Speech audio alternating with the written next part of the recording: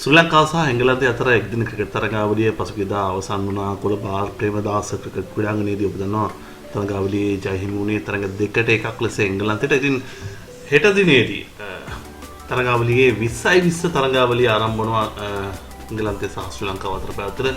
ඉතින් මේ 20-20 තරගාවලියට අදාළ ශ්‍රී ලංකා සංචිතයේ නම් කළා. මේ සංචිතය නම් කිරීමත් සමග ක්‍රිකට් ලෝකයේ විශාල ආందోලනයක් ඇති වුණා. මේ සංචිතයට ඇතුළත් කරපු ඇතැම් නම් පිළිබඳව විශේෂයෙන්ම අපි සංචිතය පිළිබඳව බලමු.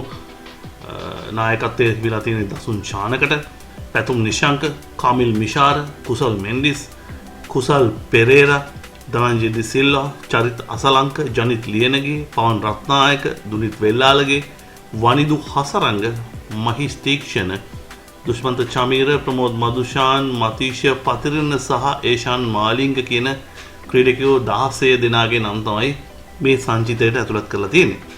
ඉතින් ඔබ දන්නවා පසුගිය දවසක මාධ්‍ය වලින් වාර්තා කළා මෙවර එංගලන්තයේ සමග පැවැත්වෙන 20 ක්‍රිකට් තරගාවලියට වගේම ලෝක කුසලානයටත් කුසල් ජනිත් පෙරේරා ඇතුළත් වෙන්නේ නැහැ කියලා සඳහන් වුණා. ඉතින් නමුත් ඒ කුසල් ජනිත් පෙරේරාව මේ සංචිතයට ඇතුළත් කරලා තියෙනවා 20-20 තරගාවලිය සඳහා.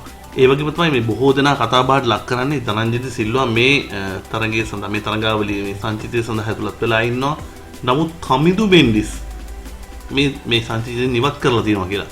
ඉතින් කමිදු මෙන්ඩිස් කියන්නේ 20-20 තමත් හොඳින් ක්‍රීඩා කරන ක්‍රීඩකෙක්. නමුත් ඔහු වෙනුවට පසුගිය තරග කිහිපයම අසාර්ථක වුණු ධනංජය සිල්වා කණ්ඩායමට ඇතුළත් කිරීම සම්බන්ධයෙන් ක්‍රීඩා විචාරකයන් ප්‍රේක්ෂකයන් මේ සියලු දෙනා විමතියට පත්වලා ඉන්නේ.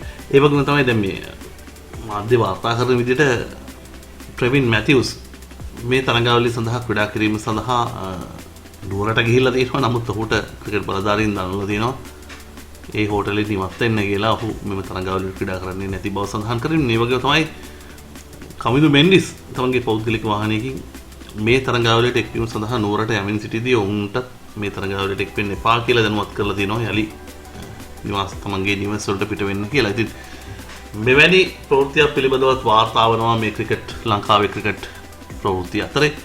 ඉතින් ඒ කොහොම වුණත් ධනංජය සිල්වාද කමිදු මෙන්ඩිස්ද මේ 20-20 තරගාවලියට ක්‍රීඩා කළ යුත්තේ කියන කාරණය පිළිබඳව තවදුරටත් සිතා බලන්නට තිබ්බා. මොකද කමිදු මෙන්ඩිස් කියන්නේ ඕල් රවුන්ඩර් කෙනෙක් ධනංජය සිල්වා වගේම. නමුත් ධනංජයට වඩා කමිදු මෙන්ඩිස් මේ දිනවල නැත්නම් මේ පසුගිය තරගාවලිය වල 20-20 අතර වේගෙන් ලකුණු රැස් කරපු ක්‍රීඩකෙක්. ඉතාමත් වේගෙන් ලකුණු රැස් කර හැකි ක්‍රීඩකෙක්. ඉතින් එවැනි ක්‍රීඩකෙක් ඉවත් කරලා ලෝක කුසලානයේ පිනිපිනී තිබියදී ධනංජය සිල්වා ඇතුළත් කිරීම සම්බන්ධයෙන් යම් ගැටලුකාරී තත්ත්වයක් තියෙනවා. කෙසේ වෙතත් තරගාවලිය ආරම්භ වෙනවා. පළමු තරගයේ හෙට දිනේදී දසුන් ශානක තමයි නායකයා. දසුන් ශානක පිළිබඳව කතා කරොත් ඔහු ඇත්තටම දක්ෂ වගේම වාසනාවන්ත ක්‍රීඩකෙක්. අපි බලාපොරොත්තු වෙනවා දසුන් ශානක යටතේ මෙවර එංගලන්තයට එරෙහි 20-20 තරගාවලිය අපි ජය ගනී කියලා. ඒ වගේම තමයි ලෝක කුසලාන තරගාවලියේදී අපිට සුවිශේෂී දස්කම් පානට හැකි වේ කියලා අපි බලාපොරොත්තු වෙනවා දසුන් ශානක යටතේ. ඉතින් මේක තමයි මේ එංගලන්ත තරගාවලිය පිළිබඳව අපිට කියන්න තියෙන තොරතුරු. ඔබේ අදහස් යටින් කමෙන්ට් කරන්න. මේ සංචිතයට ධනංජය සිල්වා ඇතුළත් වීම සහ කමිදු මෙන්ඩිස් මෙම සංචිතයෙන් ඉවත් කිරීම සම්බන්ධයෙන් ඔබේ මතය පළ කරන්න පුළුවන්. අපි බලමු ඔබේ මතය මේ සම්බන්ධයෙන් කුමක් වේද කියලා.